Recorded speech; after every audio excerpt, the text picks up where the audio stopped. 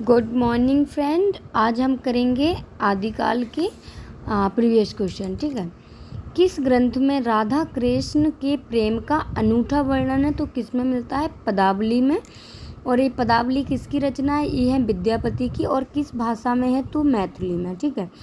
निराला ने पदावली को श्रृंगारिक पदों की मादकता को नागिन की लहर कहा। ये पूछा जा सकता है कि निराला ने क्या कहा है।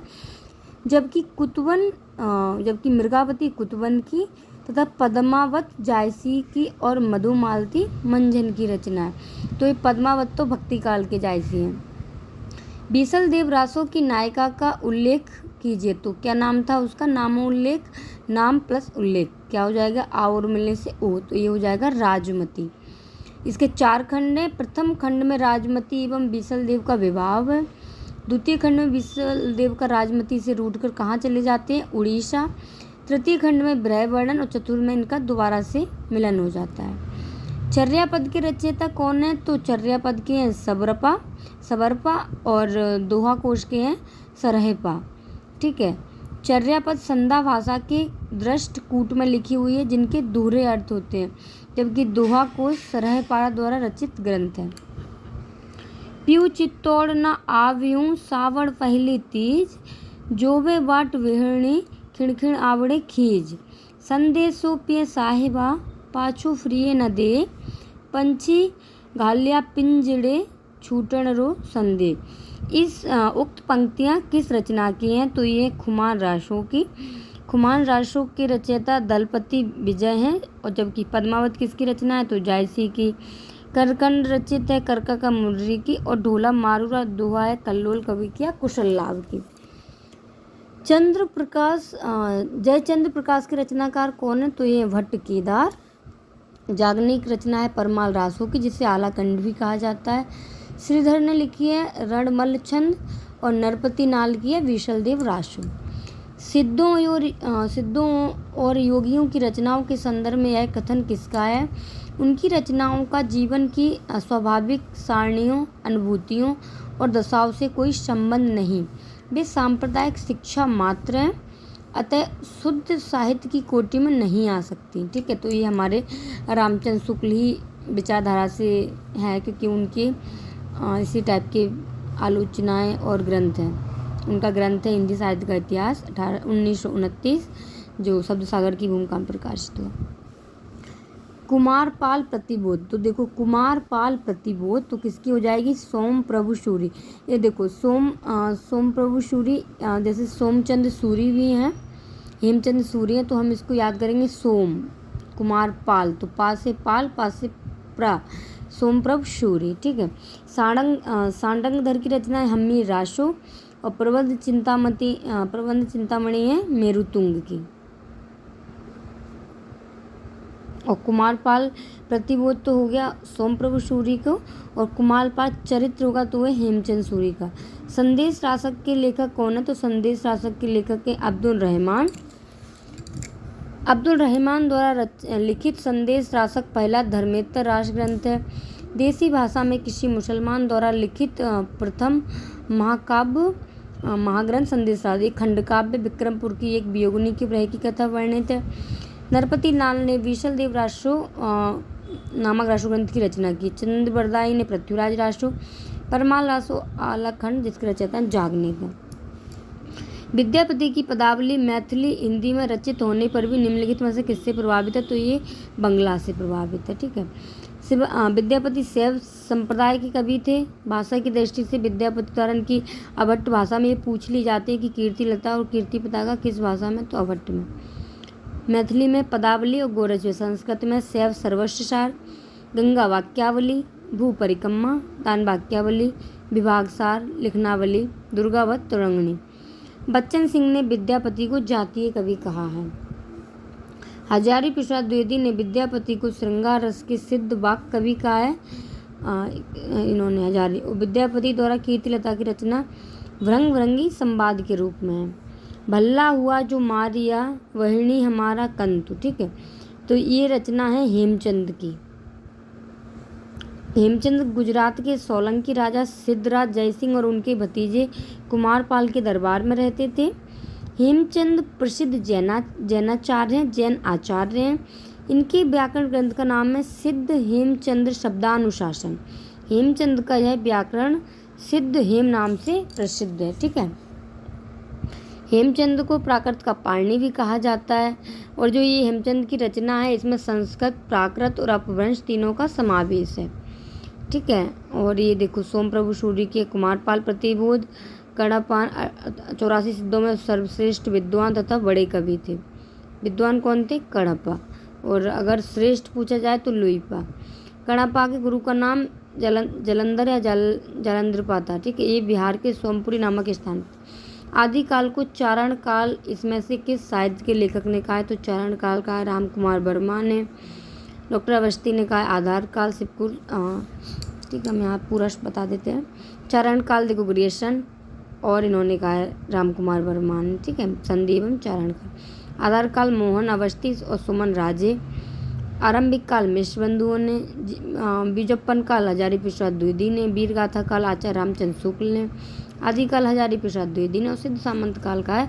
तो इनमें से एक क्वेश्चन DSSB हो गया। ये देखो जैसे मैंने RPSC फर्स्ट ग्रेड दिया था तो वहाँ पे पूछा गया था ये सिद्ध सामंत काल।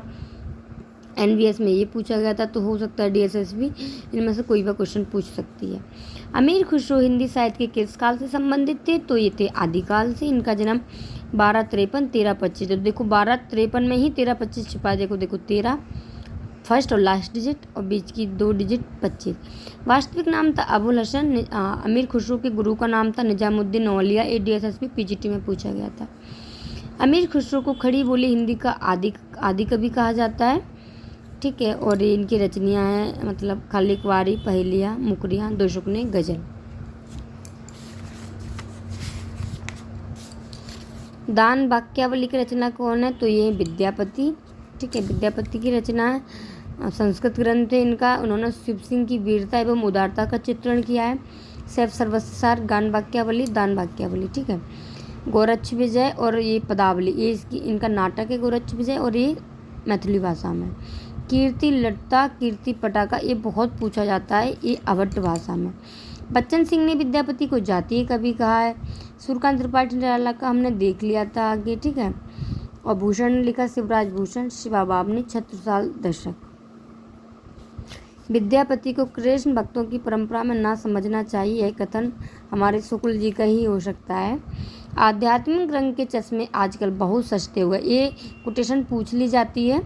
उन्हें चढ़ाकर जैसे कुछ लोगों ने गीत गोविंद को आध्यात्मिक संगीत बताया, वैसे ही विद्यापति के इन पदों को भी। बच्चन सिंह ने विद्यापति को जातीय कवि कहा। निराला ने पदावली के श्रृंगारिक पदों की मादकता को, जो उसके पद हैं उनको क्या कहा है? नागिन की लहर जैसे। हजारी प्रसाद द्विवेदी ने श्रृंगार रस के सिद्ध वाक्य कवि का है। और महामहोपाध्याय हर प्रसाद शास्त्री विद्यापति को पंचदेवोपासक स्वीकार किया है। ठीक है, आदिकाल के अंतरपा, सरहपा, लुईपा आदि सिद्ध कवि सामंत ये किससे हैं? तो ये हमारे सिद्ध साहित्य से। निम्नलिखित काव्य धाराओं में से कौन सी काव्य धारा भक्ति काल के अंतर्गत नहीं आती? तो ये रासो काव्य धारा नहीं आती। भक्ति काल 2 भागों में, जैसे सगुण और निर्गुण। निर्गुण के 2 हैं, ज्ञानई शाखा, प्रेमाई शाखा, और सगुण के राम भक्ति शाखा और कृष्ण भक्ति शाखा। सिद्ध सामंत युग की कविताओं की सृष्टि आकाश में नहीं हुई, वे हमारे देश की ठोस धरती के ऊपर थे। तो सिद्ध सामंत काल राहुल सानकत्यान ने ही कहा है। जिस साहित्य में केवल धार्मिक उपदेश हो, उससे वह साहित्य निश्चित रूप से भिन्न है। जिसमें धर्म भावना की प्रेरक शक्ति के रूप में काम कर रही हो। धार्मिक साहित्य होने मात्र से कोई रचना साहित्यिक कोटि से अलग नहीं की जा सकती धार्मिक साहित्य से। ठीक है, यह कथन किसका है? तो ये कथन है हजारी प्रसाद द्विवेदी का। ठीक है, और रामचंद्र शुक्ल ने लिखा है सिद्धों और योगी की रचनाएं साहित्य की कोटि में नहीं आती, और इन्होंने कहा है कि अलग नहीं कर सकते। योग धारा काव्य या साहित्य की कोई धारा नहीं मानी जा सकती। इस संबंध में इसके अतिरिक्त कुछ कहने की जगह नहीं कि पूरा ग्रंथ वास्तव में जाली है। पृथ्वीराज रासो विषय यह स्थापना किसकी है? तो ये कह सकते हैं हमारे रामचंद्र शुक्ल। उन्होंने इस ग्रंथ को अप्रमाणिक माना। तो देखो हम प्रमाणिक, अप्रमाणिक और अर्ध प्रमाणिक बताते हैं। अप्रमाणिक कौन मानते हैं? बूलर मानते हैं। गौरीशंकर हीराचंद ओझा, रामचंद्र शुक्ल, देवी प्रसाद, कविराज श्यामल दास। प्रमाणिक मानते हैं श्याम सुंदर दास, कर्नल टॉड ने ही इसको प्रकाशित कराया था।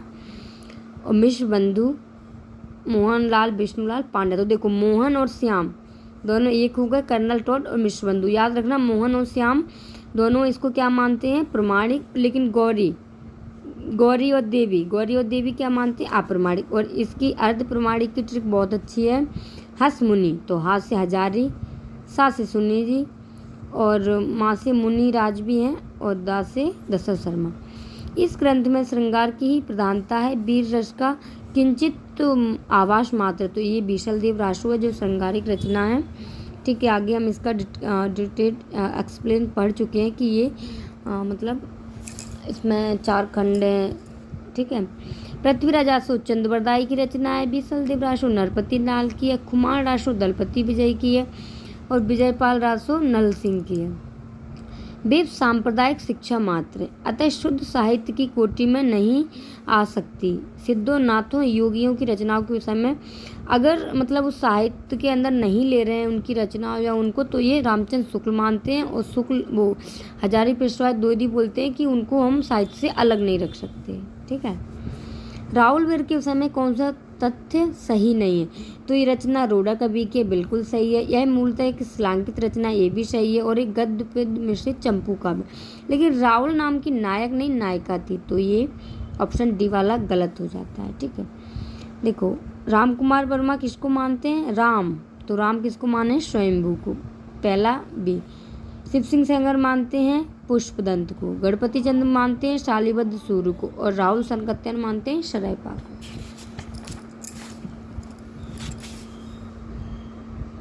तो जैसे आप देख लो, मिश्र बंधु और शिव सिंह सेंगर पुष्पदंत को, राम कुमार वर्मा स्वयंभू को, नगेंद्र और सनकत्यान मानते हैं शरयपा को, गणपति चंद्र शालीबद्ध सूर्य को, हजारी प्रसाद द्विवेदी मानते हैं अब्दुल रहमान को, जय सिंह मातृप्रसाद गोरखनाथ को, चंद्रधर शर्मा गुलेरी और रामचंद्र शुक्ल मानते हैं राजा मुंज को।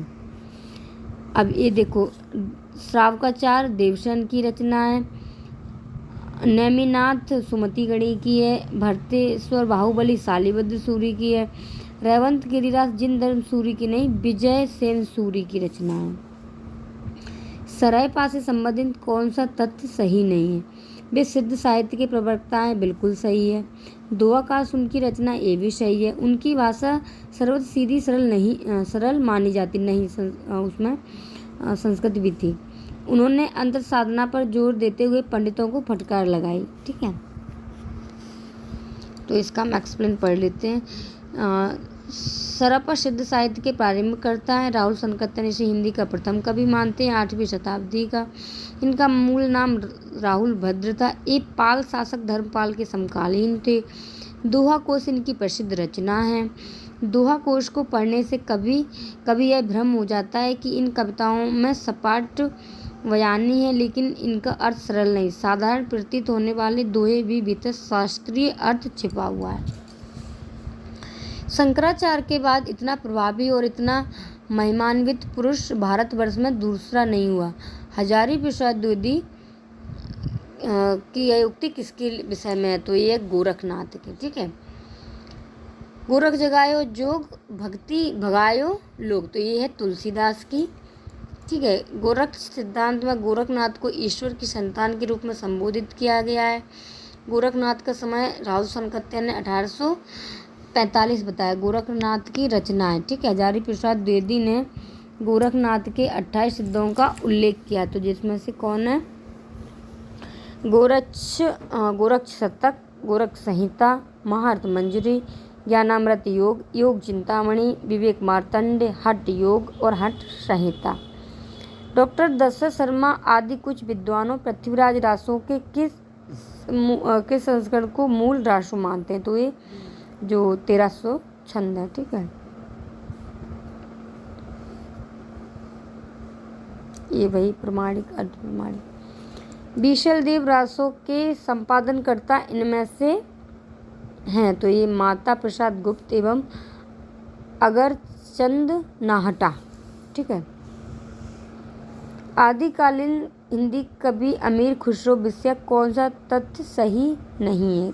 तो यहाँ पे नहीं पूछा हुआ है। उनकी पहेलियाँ, मुकरियाँ, दो शुकने हिंदी साहित्य में प्रसिद्ध हैं, ये बात भी बिल्कुल सही है।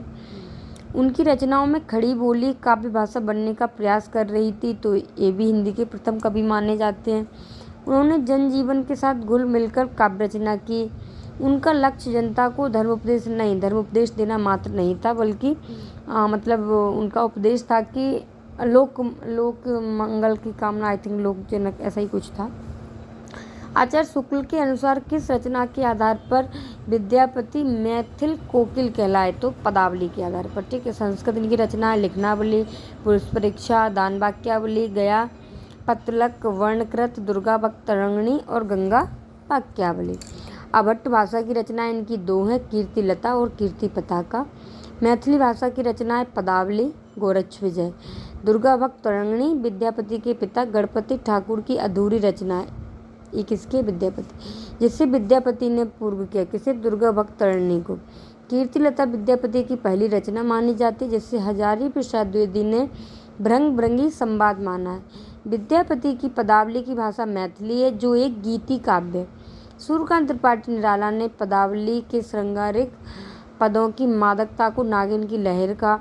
इसी रचना के आधार पर विद्यापति को मैथिल कोकिल कहा जाता है। अभिनव जयदेव, कवि शेखर, खेलन कवि, वह संधि के कवि, कंठाभरण और दशावतार, इसको भी विद्यापति को कई नामों से बुलाया जाता है। इनमें से कौन सा विवरण सही नहीं है? तो इसमें आंसर देखो सी, मैं पढ़ देती हूँ। सिद्धों की वाम मार्गी भोग साधना की प्रतिक्रिया में नाथपंथियों की हठयोग साधना प्रारंभ हुई। जैन साहित्य आचार, रास, फागु और चरित आदि शैलियों में रचा गया, तो ये भी सही है। हिंदी प्रदेश के पूर्वी भागों में जैन साधुओं ने हिंदी कविताओं के माध्यम से जैनमत प्रकाश किया, नहीं, ये गलत है। सिद्ध साहित्य बौद्ध धर्म की वज्रयान उपशाखा से विकसित हुआ। महावीर स्वामी द्वारा जैन धर्म का प्रचार भारत में तीव्रता से हुआ।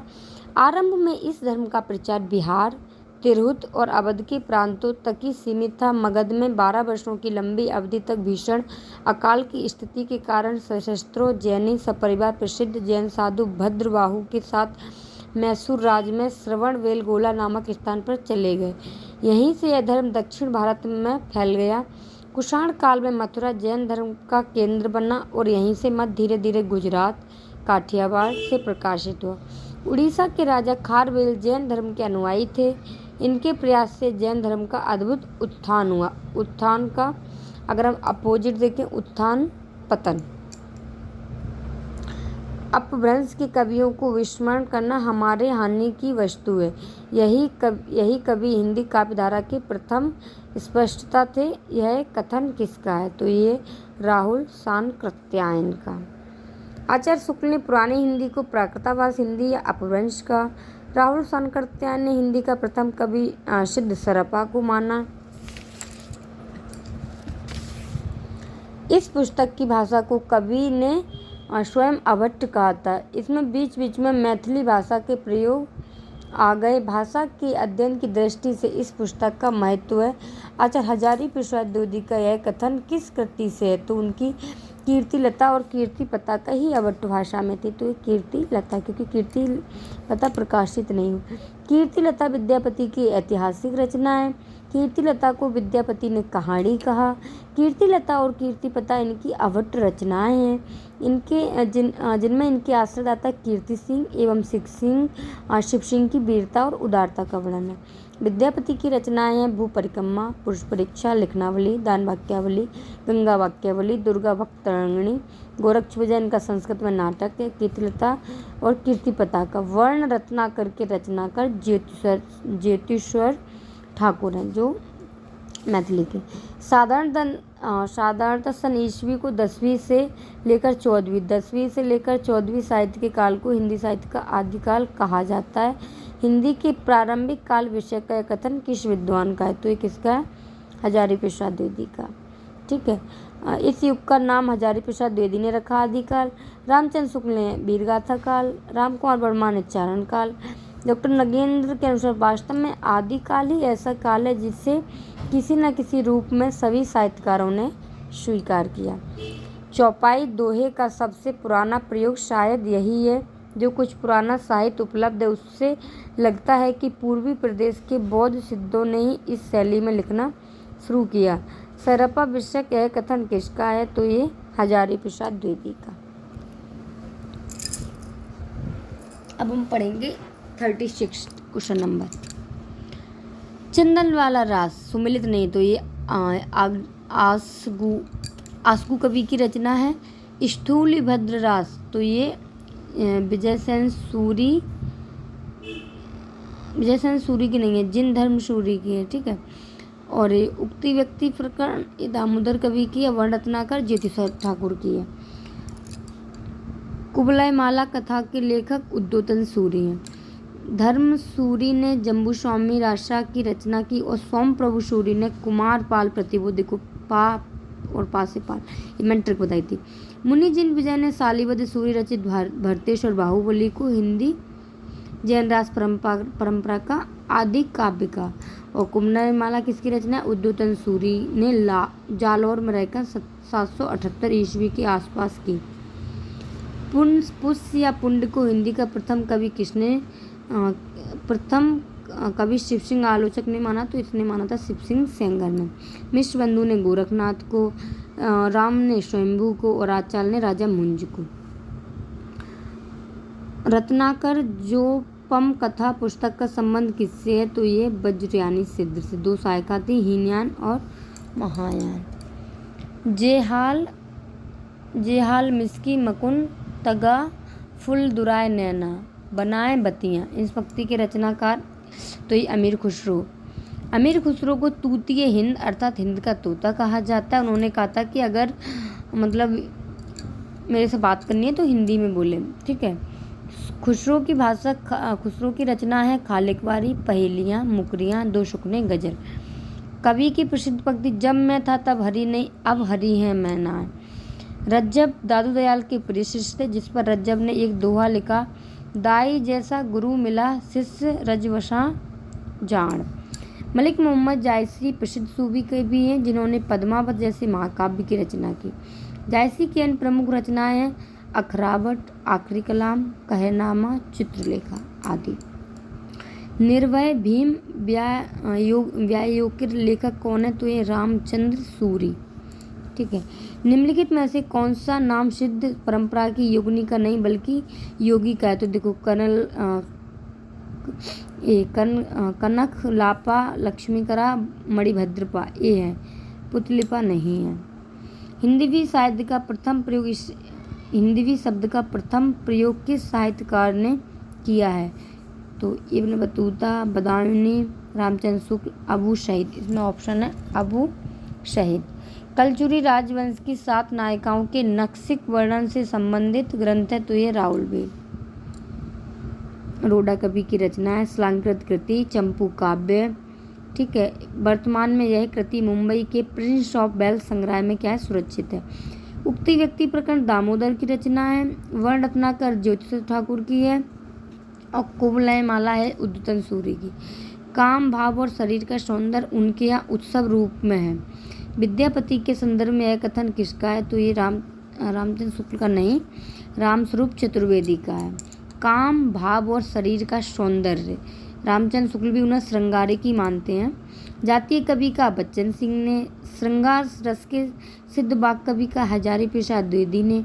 आध्यात्मिक रंग के चश्मे आजकल बहुत सस्ते हो गए, जैसे उन्हें चढ़ाकर कुछ लोगों ने गीत गोविंद को साहित्यिक संकेत बताया, वैसे ही विद्यापति के इन पदों को। ठीक है। अपभ्रंश में दोहा काव्य की परंपरा का आरंभ किस कवि ने किया? तो ये जोइंदू। अपभ्रंश में दोहा काव्य की परंपरा का जोइंदू ने किया। परमात्म प्रकाश और योगसार इनकी 2 रचनाएं हैं। हेमचंद अपने समय के प्रसिद्ध आचार्य, इन्हें प्राकृत का पाणिनि कहा जाता है। इनके प्रमुख ग्रंथ है शब्दानुशासन, जो व्याकरण ग्रंथ है। कुमार पाल चरित्र धनपाल को मुंज ने सरस्वती की उपाधि दी थी। ठीक है। इनकी रचनाएं भविष्यत कहा। निम्नलिखित में से किस काव्यधारा में सहज भोग मार्ग से जीव को सुख, तो ये मानते हैं हमारे सिद्ध साहित्य। इनमें 5 पंचमकार हैं, जैसे मांस, मछली, मदिरा, मुद्रा, मैथुन की दुष्प्रवृत्ति के देखने को मिलती है। साधना पद्धति में शिव शक्ति के युगल की उपासना की जाती है। सिद्धों का चरम उत्कर्ष काल 8वीं से 10वीं शताब्दी रहा। ठीक है, सिद्धों के विषय में सबसे पहली जानकारी ज्योतिषर ठाकुर की रचना वर्ण रत्नाकर में मिलती है। सिद्ध साहित्य की क्या क्या विशेषताएं थी? जीवन की सहजता और स्वाभाविकता में दृढ़ विश्वास, गुरु महिमा का प्रतिपादन, वह आडंबरों पाखंडों की कटु आलोचना जो सिद्धों को ही फॉलो किया था कबीरदास ने, रहस्यात्मक अनुभूति, जनभाषा का प्रयोग। आज हम 50 क्वेश्चन करेंगे। रामचंद्र शुक्ल के अनुसार चंद्रवरदाई केवल कवित्व के रचयिता हैं, हिंदी के प्रथम कवि हैं, केवल दोहा और तोमर के रचयिता हैं, व्याकरण में पारंगत हैं। तो ये ऑप्शन 2 और 4, हिंदी के प्रथम कवि हैं और व्याकरण में पारंगत हैं। ये पृथ्वीराज चंद्रवरदाई, पृथ्वीराज अशोक इनका महाकाव्य। ठीक है, छप्पा इनका निजी छंद है। शिव सिंह सेंगर ने चंद्रवरदाइयों को छप्पयों का राजा कहा है। ठीक है, किसमें?